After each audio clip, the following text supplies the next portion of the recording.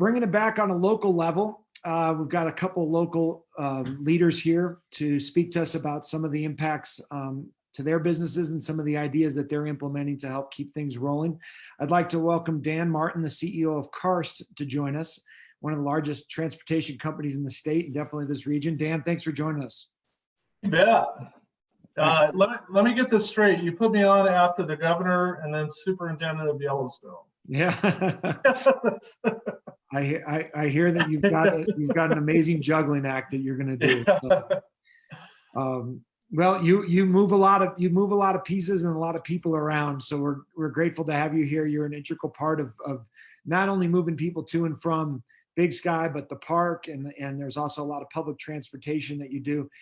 For those of people that aren't maybe necessarily familiar with the history of Karst, could you give us just a quick 60 seconds on the history of Karst, and don't forget to leave in the interesting tidbit about the rope tow. You bet. We started in 1902. Pete Karst started in 1898, actually, but actually officially started by Stagecoach in 1902, bringing workers from Gallatin Gateway to the Cooper Tie camp, which is now Karst camp essentially. And he was an entrepreneur and kind of a renegade, I think, in a lot of ways, and learned how to do a lot of things. And he owned a general store, a gas station, moved into passenger transportation. And then, one of the fun facts that we have is we actually had the first ski hill in the area, in that he pulled a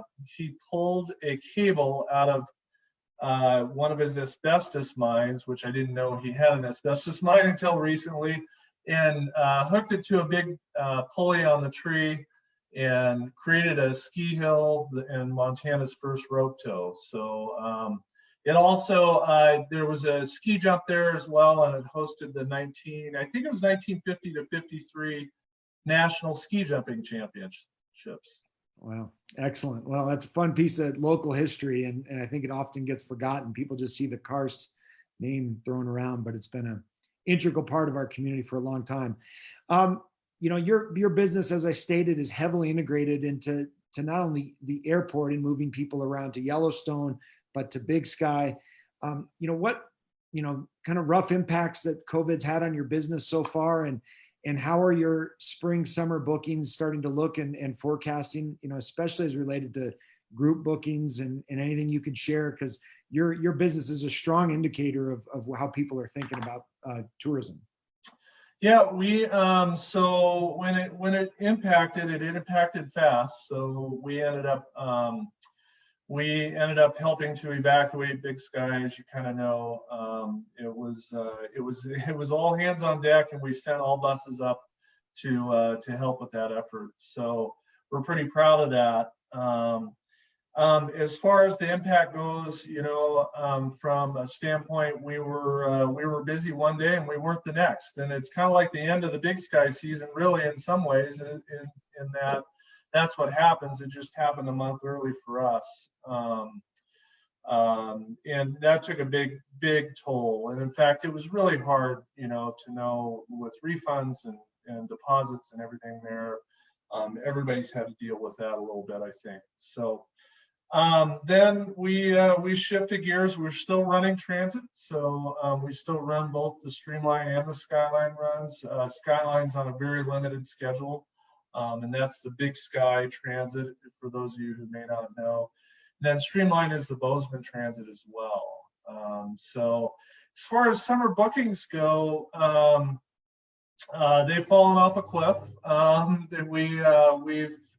We have most of our stuff has canceled through May, certainly, and into June and into some of July as well. We actually have had some cancellations in September as well.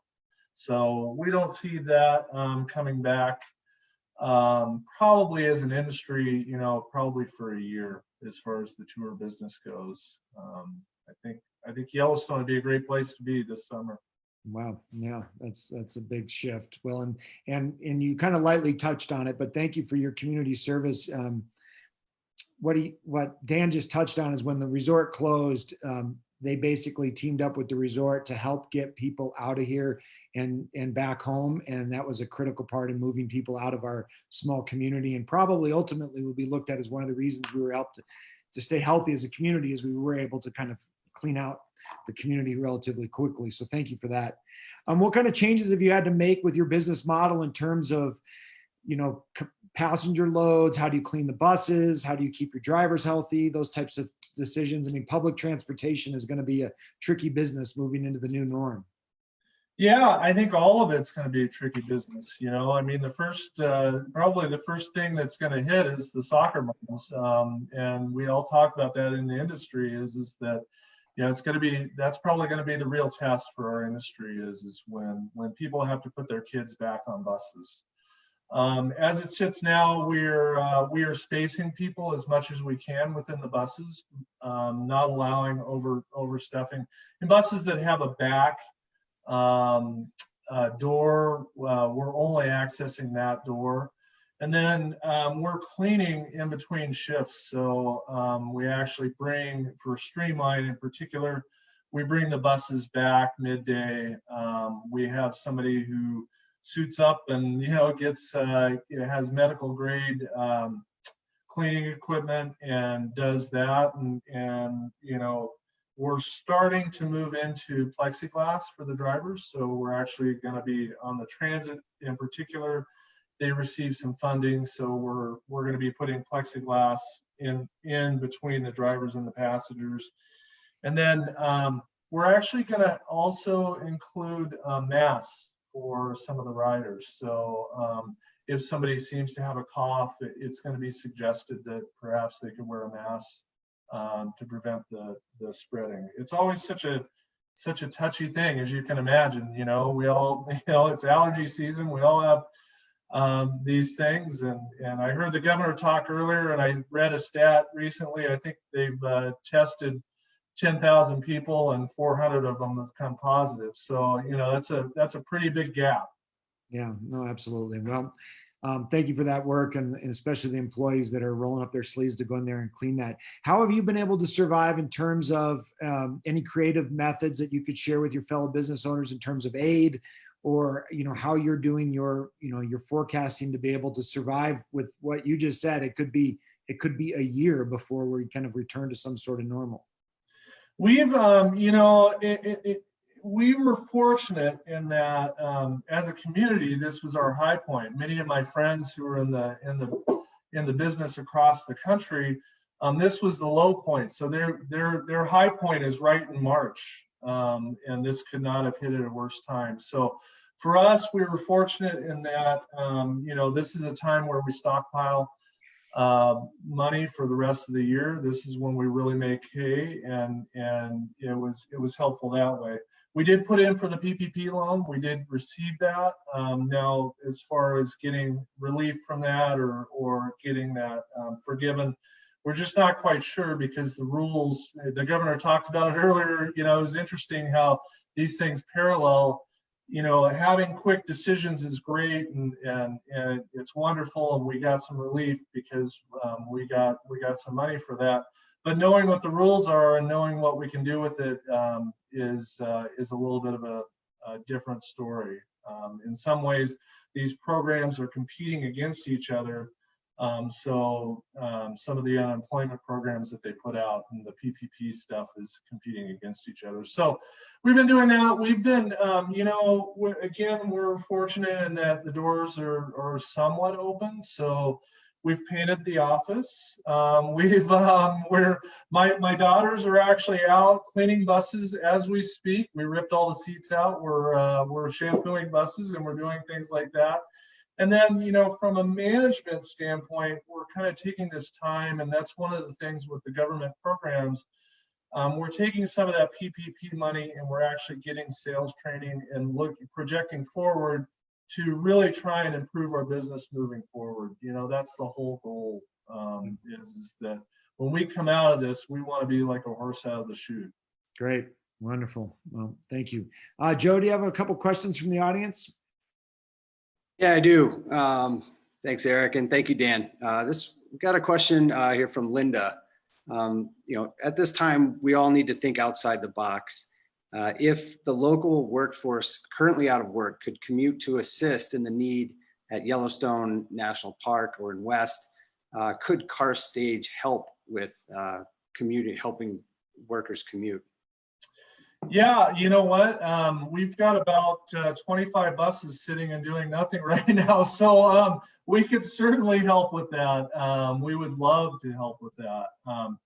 One of the things is with the there is something in the industry, and they actually have a seating diagram for a lot of the 45-foot 56 passenger buses, and we would adhere to that. We also bought in this whole thing, we bought a machine that's a medical grade machine. They use it actually in surgery centers, and we're going to be using that in the buses. And supposedly, and again, this is some sort of science juju I'm not real familiar with, but supposedly the track that it lays down is supposed to make things good for up to 30 days. So if we can kind of get that, we just got the machine. It took us about a month and a half to get it. It was very expensive, and now that we have it, we're starting to put that in all of our equipment as well. Oh, nice. I've just got one more for you here. You talked about your business model and bookings, and about receiving the PPP loan. Now, how has this affected your employees? How are they doing? And have you had to furlough any or lay any off? Well, you know what? I'm part of an industry group, and we do best ideas. And I got to say, Big Sky gave me a best idea. So I had just on Wednesday, I had a town hall meeting for my staff, and there was about 50 people who attended it.